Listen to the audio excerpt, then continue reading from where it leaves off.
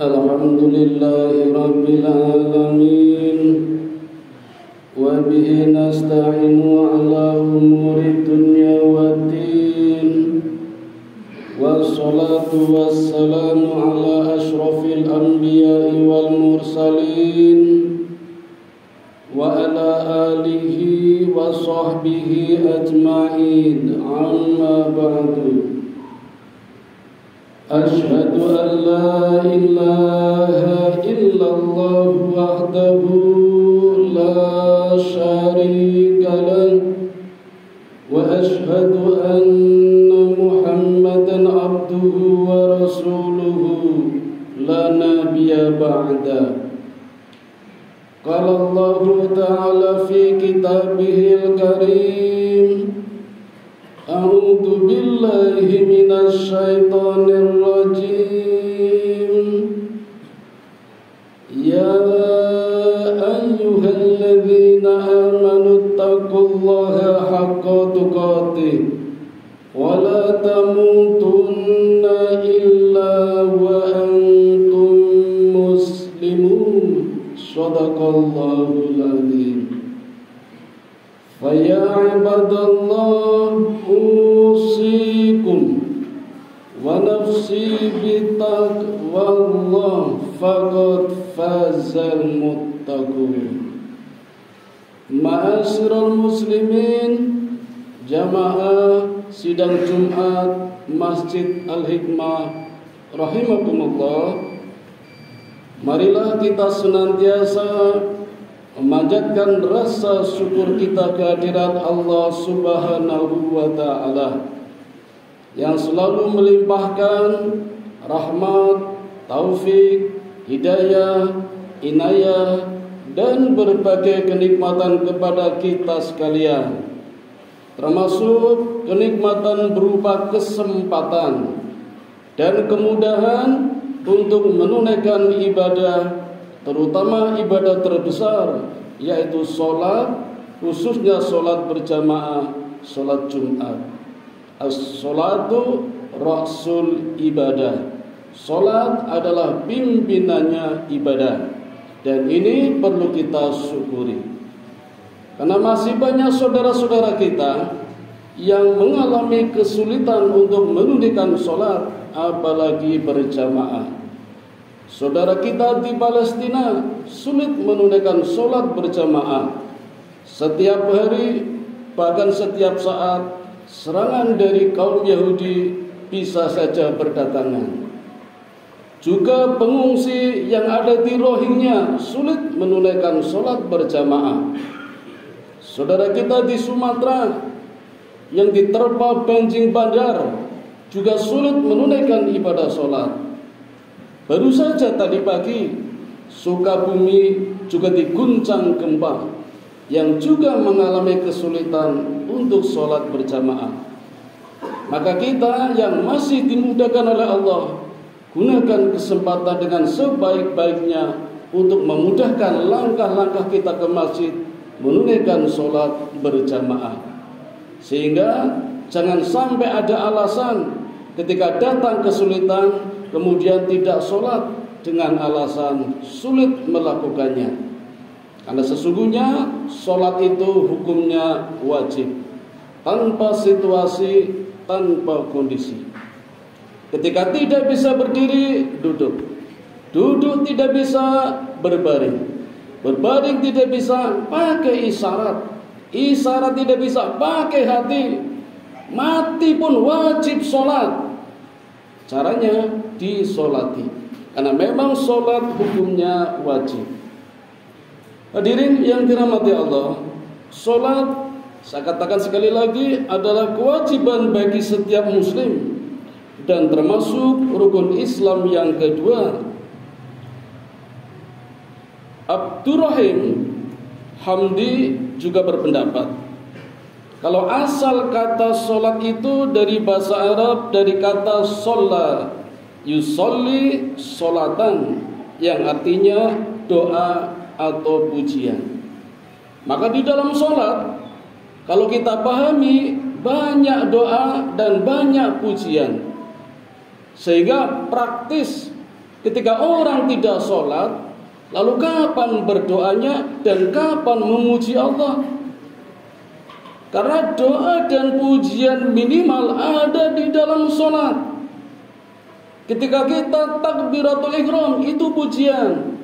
Subhanallah wa bihamdi, pujian. Subhanallah rabbiyal azimi, pujian. Subhanallah rabbil a'la, pujian. Allahumma ba'id baini, doa. Isinya doa dan pujian. Maka ketika orang meninggalkan sholat, lalu kapan akan berdoa dan memuji Allah?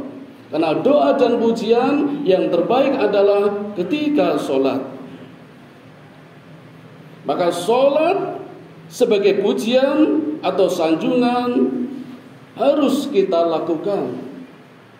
Bagaimana mungkin dan bagaimana bisa seorang muslim tidak memuji Allah? Padahal Allah pun memuji hambanya. Di antaranya pujian yang terbesar yang Allah berikan kepada Nabi kita Muhammad sallallahu alaihi wasallam di dalam surat Al-Ahzab, surat yang ketiga, Allah memuji beliau di ayat 56 dengan kalimat yang indah. A'udzubillahi minasyaitonir rajim. Innallaha wa malaikatahu yusalluna 'alan nabi ya ayyuhalladzina amanu sallu 'alaihi wasallimu taslima. Memang kalimatnya sholawat, tapi hakikatnya adalah pujian Allah kepada Nabi Muhammad sallallahu alaihi wasallam, dan kita sebagai umat dan hamba Allah terangkat berkat beliau dengan sholawat dan juga dengan sholat. Hadirin yang dirahmati Allah, sebagai tanda syukur kita bisa menunaikan sholat dengan mudah adalah kita tahu persis dalil-dalil yang mewajibkannya kita menunaikan ibadah sholat.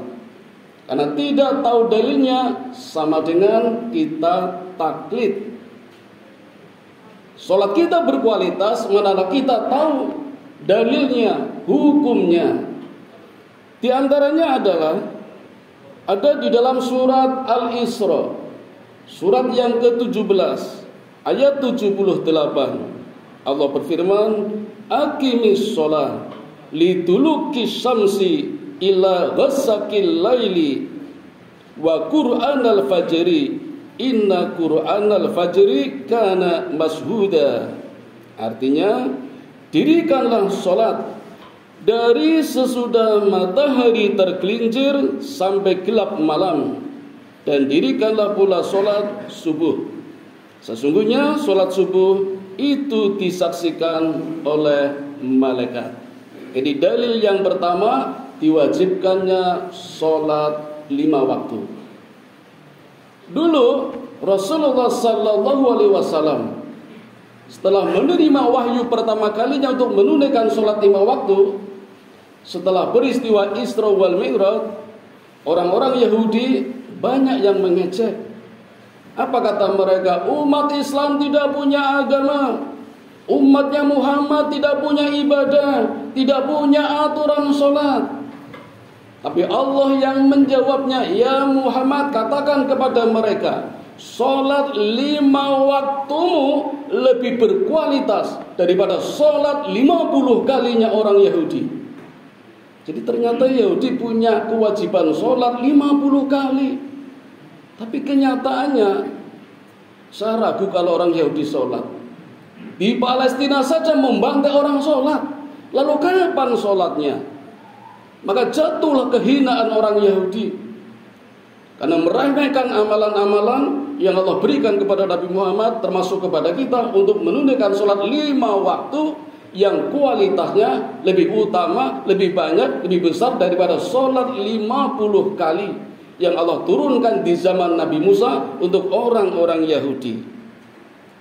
Di sini dikatakan dirikanlah sholat sesudah matahari tergelincir, berarti sholat subuh, sampai gelap malam. Tidak cuma malam, karena kalau malam itu maghrib atau petang. Gelap malam berarti sholat isya. Maka kewajiban menunaikannya dari tergelincir matahari sampai gelapnya malam, mulai dari subuh, duhur, asar, maghrib, isya. Inilah dalil yang mewajibkan diwajibkannya sholat wajib 5 waktu sehari semalam.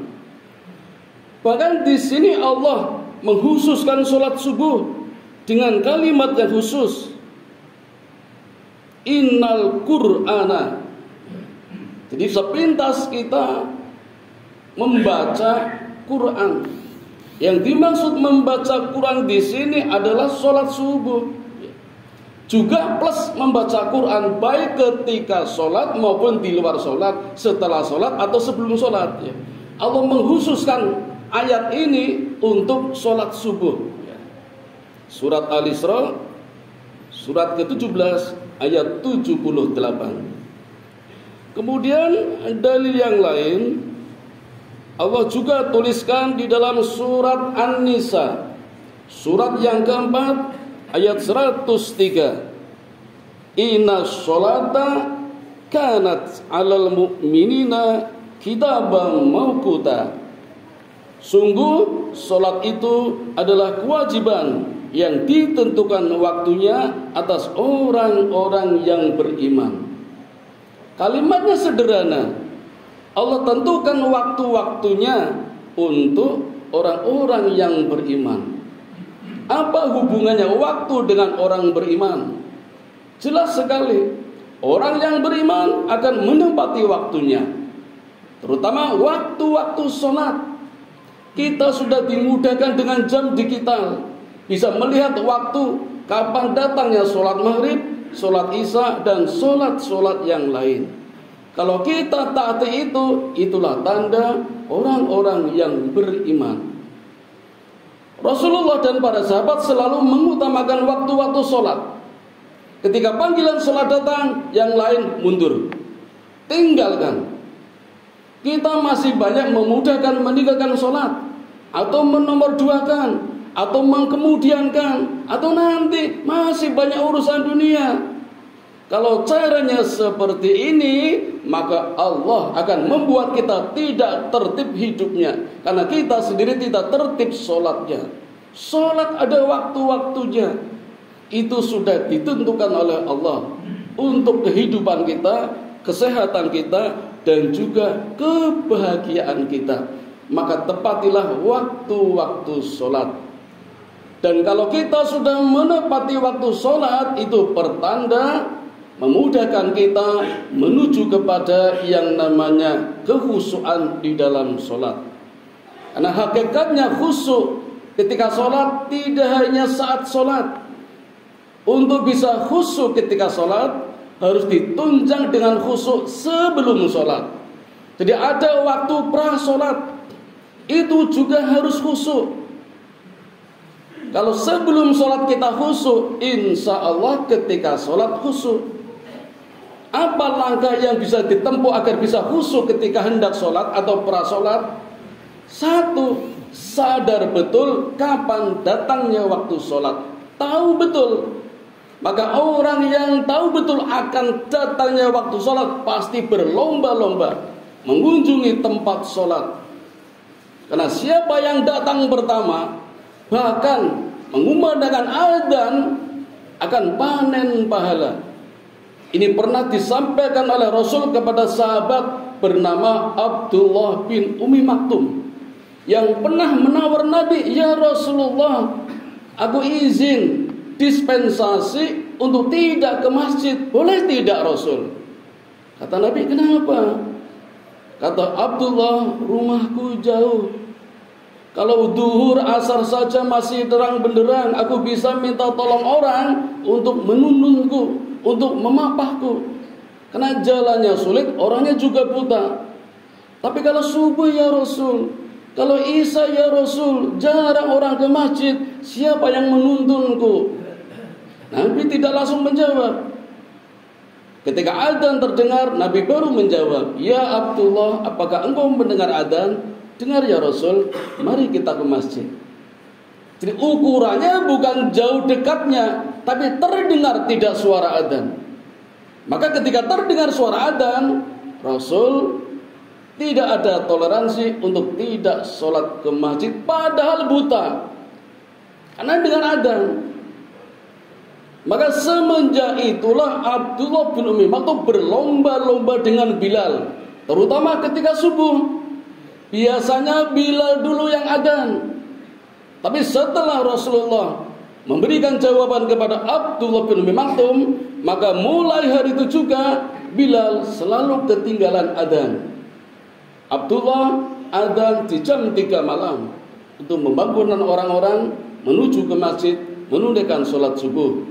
Sedangkan Bilal adzan yang kedua memanggil orang, memastikan, menegaskan, mengumpulkan jamaah untuk segera menunaikan sholat subuh. Maka sejak saat itu adzan subuh ada 2 kali. Mungkin kita pernah mendengar jam 3 malam ada adzan. Itulah adzannya Abdullah bin Ummi Maktum. Sedangkan adzan yang kedua adzannya Bilal bin Raba'ah. 2 orang ini yang selalu berlomba-lomba panen pahala untuk sholat berjamaah datang mendahuluinya dengan mengumandangkan adzan. Inilah contoh orang yang tahu betul persis kapan datang waktu sholat, sehingga kita tidak akan kaget. Kita kan sering kaget, loh kok adzan? Kok adzan? Nah, ketika kaget itulah berarti kita sedang tidak sadar. Naudzubillah min dzalik. Kita masih bersyukur saat itu malaikat belum mencabut nyawa kita. Maka marilah kita sadar betul kapan datang waktu sholat, kemudian kita mengunjungi rumah Allah. Maka itulah pertanda Allah berikan kemudahan untuk menuju kepada kekhusyuan sholat. Demikian hadirin beberapa dalil yang menunjukkan wajibnya sholat agar kita patuh menunaikannya. Mumpung Allah masih memberikan kesempatan kepada kita, dimudahkan dalam menunaikan sholat. Amin ya rabbal alamin. Wa qur rabbirfir warham wa anta khairur rahimin.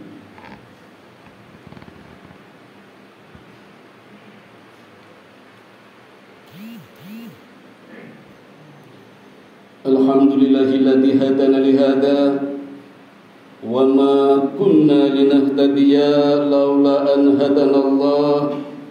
Ashhadu an la ilaha illallah wahdahu la syarika lah wa ashhadu anna Muhammadan abduhu wa rasuluhu la nabiyya ba'da. Allahumma salli ala sayyidina Muhammad wa ala ali sayyidina Muhammad.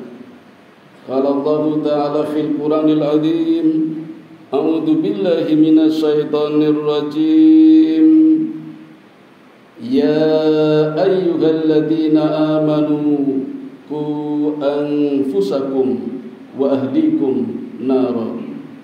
Ayyuhal muslimun ittaqullaha haqqa tuqatih wala tamutunna illa wa antum muslimun. Jamaah sidang Jumat yang dirahmati Allah, sebagai penutup khutbah kedua ini kami sampaikan satu dalil lagi tentang diwajibkannya sholat yang ada di dalam Al-Quran, surat Ar-Rum ayat 17 dan ayat 18, yang artinya maka bertasbihlah kepada Allah pada petang hari dan pada pagi hari, dan segala puji baginya baik di langit, di bumi, pada malam hari dan pada waktu duhur atau tengah hari. Di sini jelas Allah menyebut waktu-waktu khusus. Ada petang, ada pagi, ada malam, ada duhur. Semuanya Allah berikan kesempatan kepada hambanya untuk kebaikannya, baik fisiknya, baik batinnya, baik dunianya, baik akhiratnya. Semuanya untuk kemaslahatan hamba-hambanya. Maka pantaslah kita bertasbih di setiap saat, dan tasbih yang utama adalah ketika sholat. Bukankah kita juga ruku, kita sujud, dan di dalamnya kita bertasbih?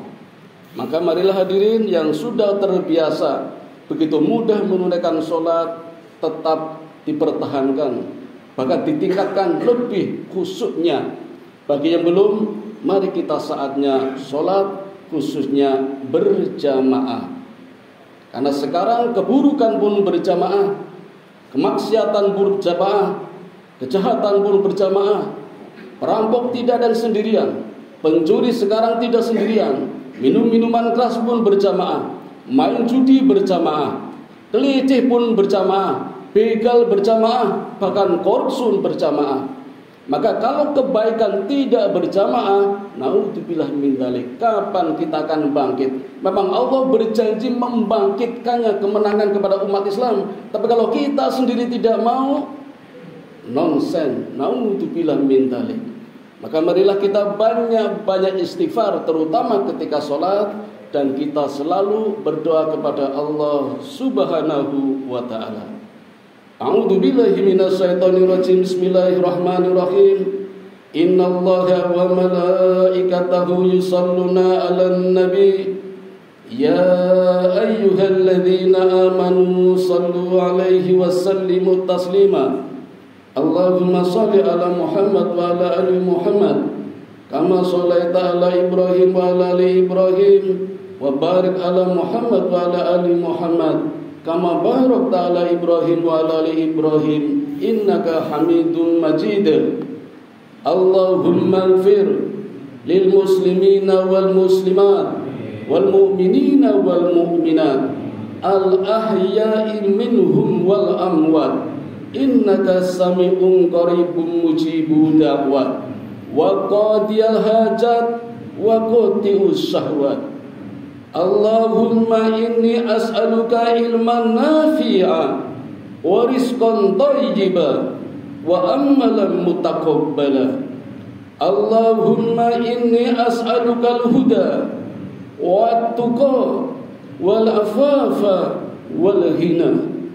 Allahumma ja'alni syakura waj'alni sabura waj'alni fi 'ainin sahira wa fi a'yunin nasi kabira.